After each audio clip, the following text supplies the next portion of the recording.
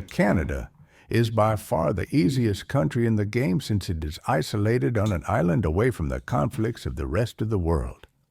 While countries like the U.S. also have this benefit, they do not nearly enjoy it to the same extent that Canada does.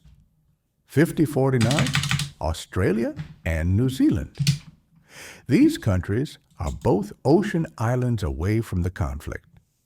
The only reason that they are ranked as harder than Canada is you are nearby Japan and far away from the rest of the Allies.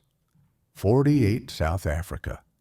Going with the theme of nations that are isolated from the conflict, South Africa is a nation that is isolated from the conflict without any neighbors in the foreseeable area.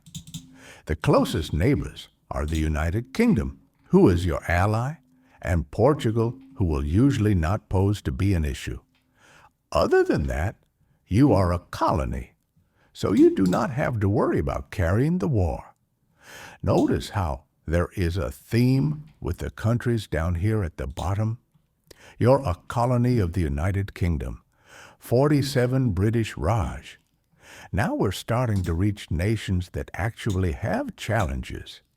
The British Raj can be one of the easiest nations or the hardest, depending on which path you choose.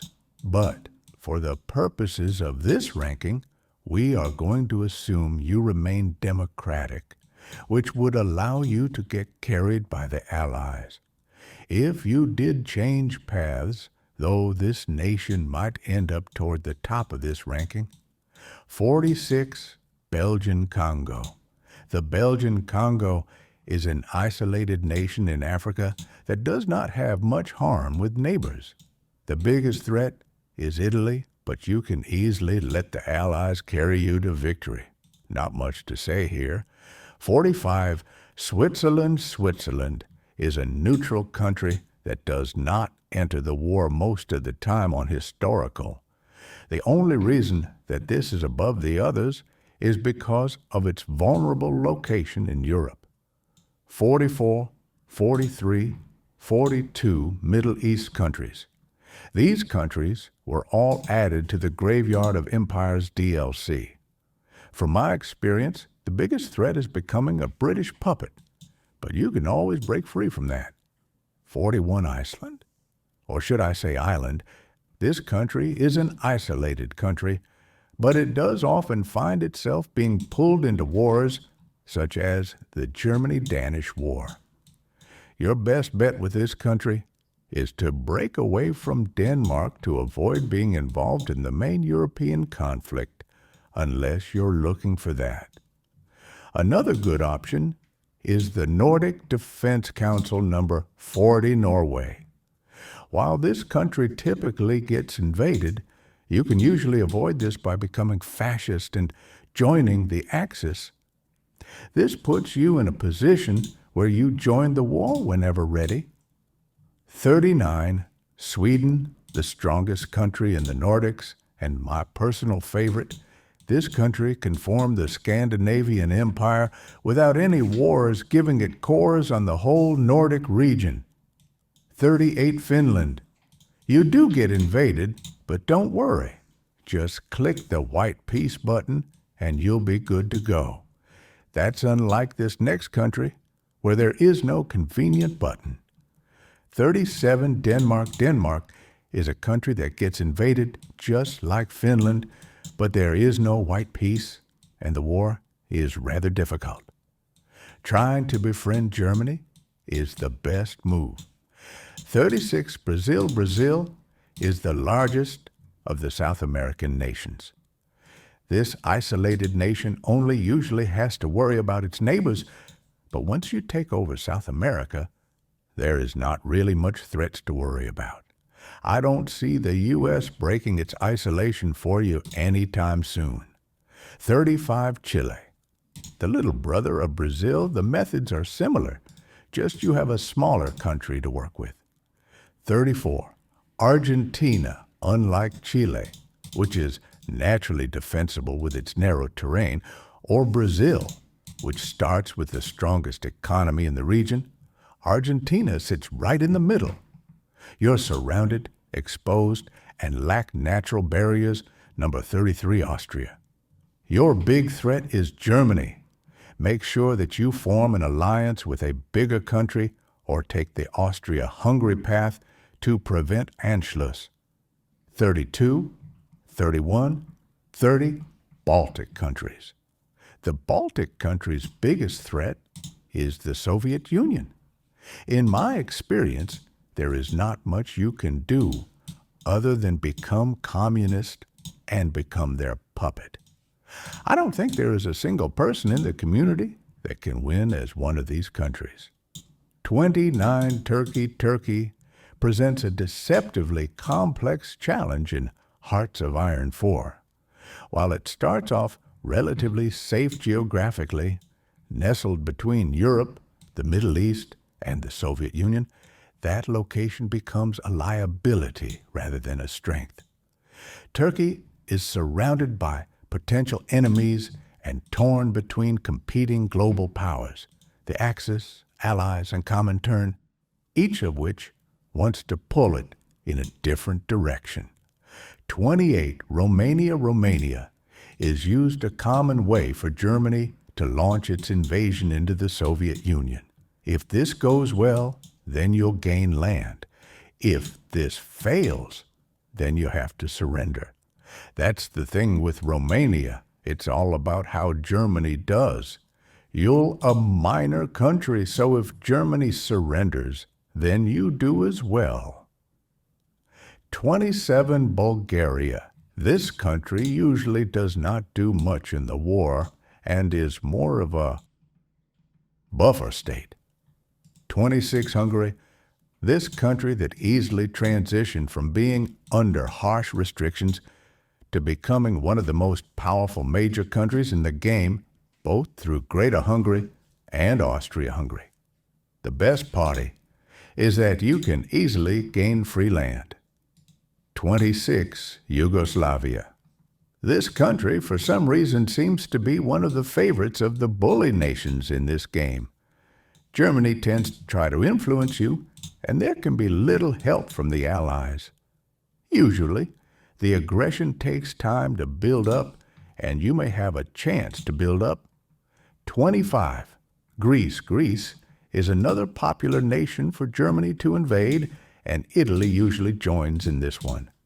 Its small size and location make it quite vulnerable. Number 24, Czechoslovakia. While starting out quite powerful, Germany slowly starts to affect this balance of power. However, it has quite the right terrain, and if you refuse demands from Germany, you can easily win. Number 23, Poland. This country is a coin flip. If you're good at the game, then its powerful focus tree makes it easy to take over Europe and even Asia. It also can get lots of cores. However, it also is one of the first countries Germany invades, giving it little time to build up for some players. Be 22, Belgium. It has a stronger focus tree than Netherlands. Other than that, not much to say. 21, Netherlands. It has a weaker focus tree than Belgium. Cast 20, Portugal. The biggest threat is Spain. Your best bet is to send support to Spain so that they can become an ally rather than a threat. 19, Spain. If you choose nationalist Spain, you can usually avoid alliances and remain neutral. However, democratic Spain is an easy target once Germany takes over France. And if you choose anarchist Spain, well then good luck winning the Civil War. 18, Ethiopia. It has a war with Italy. If you win it, then you can expect a rather easy game. The problem is, though, it is at the start. So you cannot do much to build up. You have to use what the game gives you. 17, China. China is a country near Japan. Usually you just have to push them out of Korea, and the Allies can handle the rest. If not, then you may have to build up a navy to naval invade them. This is the easiest country in the region, as the other Chinese countries are a lot smaller. 16, Communist China. While the smallest Chinese country, you can ally the Soviet Union and easily take over the region. This is a personal favorite of mine for this reason. 15 Shaanxi. This is a country near communist China. I would recommend joining the Chinese United Front. He has 14, Guangxi Click. It's just small, Gaia's 13 Yunnan. A more vulnerable Chinese country, get 12, Sibei, Sanma. It is harder to form alliances with countries like Japan and Soviet Union. 11, Xinjiang. There is not much that goes on here, and it is a mostly forgotten about nation in the game. 10, Mexico. This is a North American country that is harder to navigate with a more complex focus tree and civil wars. 9, Manchukuo, a puppet of Japan right on the front line of the war with China. The independence path is also incredibly difficult as you are weak and near Japan. Number 8, Manchukuo, the smaller and weaker puppet of Japan. And now it's time for the major countries. The one reason that I think they're harder than minor countries is because they are usually responsible for carrying the war effort. 7, Germany. Germany is the easiest as it has a powerful yet simple focus tree. It has a powerful military, and it has a strong industry. The other big advantage is that the war starts on your time. 6, United States. The United States has a strong military and industrial base, and it is isolated from the rest of the threats. Also, there is the lowest amount of pressure since you joined the war in 1942. The biggest issue, though, is that you have both Japan and Germany to deal with, the 5, United Kingdom. You are a major power on an isolated island. However, you do have a lot of colonies to manage, and the war effort is majority on your hands. Number 4, Japan with Japan, patience is the hardest skill. Everything is slowed down as the game puts a debuff on you when you invade China. If you want to cheese this, you can wait until world tension is high enough and declare war on China instead of taking the focus. 3, Italy. With Italy, you can easily form strong empires like the Roman Empire. You have a strong navy to invade the Allies. You have a decent air force, and you have a good location. However, Italy is famous for its underpowered army and industry. However, in the right hands, Italy proves to be a great power. The Soviet Union gets invaded by Germany in 1941. You cannot control when you are invaded, and if you let the Germans advance too far, you get cut off of all supply. If you mess up, you also have a lot to replay since the war is so late. This can be frustrating and makes this not a good nation for newer players. Number 1, France. There is no competition.